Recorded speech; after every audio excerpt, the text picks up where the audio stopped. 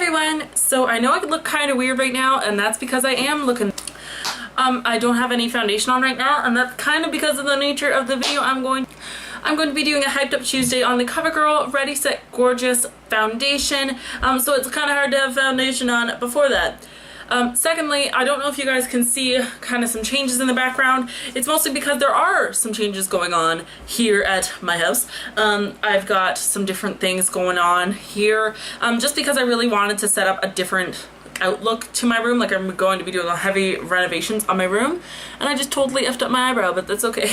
I just really wanted to change it up. So if you guys see things moving in the background over the next couple of videos, that is why. So first, I've decided that I'm going to be doing half of my face with just this foundation, and then the other half with a primer underneath. I'm just going to be using the Benefit Professional Primer underneath it, because there was no primer that specifically went with this foundation that I saw. Maybe there is, correct me if I'm wrong down in the comments. So I'm just going to be using my favorite at the moment, which is the Benefit Professional. I'm just going to be using this on the other half of my face. So this foundation is supposed to be one simple step for a flawless, a natural look that lasts all day. The formula blends easily to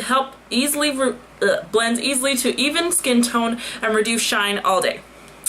So that's kind of the claims of this product. It's oil-free, it won't clog pores, it's suitable for sensitive skin and lasts all day. That's kind of the claims that this does. I got this in 110, which is one shade darker than the lightest foundation color, which is normally what I get wherever I'm going, so that's kind of what I went with. So I'm just going to put on a little bit of the primer to 1/2 first to get this started. So unfortunately, I cannot test this to see if it lasts all day because it is currently nighttime. But we are going to see if it comes up to its other claims and how it smooths on and everything else, because I have heard a lot about this foundation as of late, and I kind of just wanted to see how it meets the hype. That's kind of the point of this series. So anyway, so now this is half of my face has been primed, which is kind of the opposite of what I showed you guys earlier, but that's just how that's gonna go. And now I'm going to continue to apply the foundation all over my face. So I think I'm just going to use like an average sized dollop. Okay, that's kind of average size dollop expectancy for face foundation, I think. So let's just see how this works. So just gonna see. Okay, so first off, this is not very easily to blend into the skin. It's so much a struggle to try and get this on my face. I don't know if that's because of how thin it is or what, because this is fairly a thin foundation, or maybe it's just the fact that I'm working on the side that does not have primer first. But this is just not a good time to be blending. No, even with the primer, it's not feeling so good underneath my skin. And this does have a very weird scent to it. I don't know if all CoverGirl face products have this scent to it, because this is the first CoverGirl face product I have tried. But so far, I am not impressed with this scent. It is a very bad scent. So anyway, just trying to cover up some of the things going on in my face, like these huge under eye red marks. Well, not under eye, but side of eye red marks that come from my glasses because I'm blind. So yeah, it doesn't really smooth on that evenly. Not really a big fan of this, to be honest. Ugh. I did pick a good color. I will give myself that much, is that I did pick a good color for myself.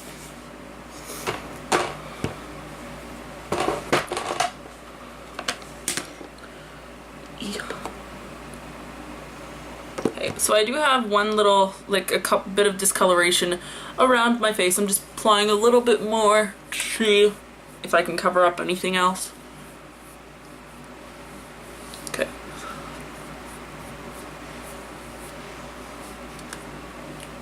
Okay. So I'm just going to look in the mirror here. So this foundation, I'm not really sure how I think about it. So first off, it applies very hard. Like, it's not easy to apply at all. You kind of have to tear off your own skin to apply it. but it does give a fairly decent finish, if you guys can see this. Like it does give a nice matte finish, which I'm guessing some people would really like, but it does have a little bit of dew to it on this side, with the side that I did not prime. It didn't really cover a lot. Like I have a lot of redness in these areas of my face, and I don't know if you guys can see that or not, but like you can still see acne scars, you can still see everything that's going on here. So it's not like it really even did too much. It covered a little bit on my forehead, which was nice. I would definitely say this is a light coverage foundation. I'll just zoom you guys in here to see a closer look on my... So now that you guys are up all close and personal, you guys can kind of see better that on my face here, like you can still see every single little red mark that's going on, every little thing that is on my face didn't really get covered up. I didn't really have that dark of under eye circles today, but if I did have any, I think they were covered up a little bit. You can still see tons of acne scars, one active pimple there you can see very, very prominently. Yeah, I'm not really liking that. So anyway, let's get back to the overall product here. For application, this was just a shitty application. It says here that you should be able to use it with your fingers. I don't know about that. Like, I like applying foundations with my fingers because I find that they get in a lot easier and a lot quicker. But this one was not my favorite. It kind of gave my nose a very, very cakey texture, if you guys can see this. That is not very attractive. But it was just a horrible application process.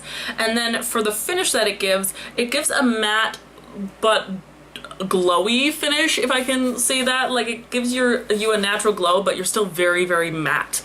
As for coverage, this is like light coverage. My tinted moisturizer covers more than this foundation, so I don't really know. Like, it's nice and it's light coverage and it's a light feel. I can tell that. Like, it's a very light feel. So I'm liking that just for coverage. Just like, what are you doing? Like, is this even a foundation? Like, I don't understand why I put this on my face. Like, I don't understand why I did this to myself. If you see me looking, it's because I'm trying to look in the mirror to see if this actually did anything. Like, the redness on my nose is still extremely, extremely prominent. Like, I don't know.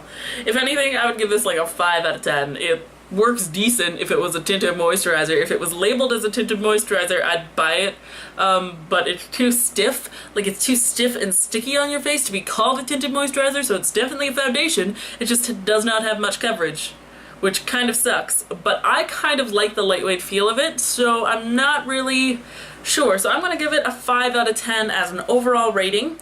If you guys have better use with this foundation, or if you have any suggestions to brushes, or if I should use my beauty blender or something that might help the work of this foundation, please leave it in the comments below. I know my hair looks like crap today, please forgive me. It is just way too warm to even deal with life here, guys, so please forgive me on that.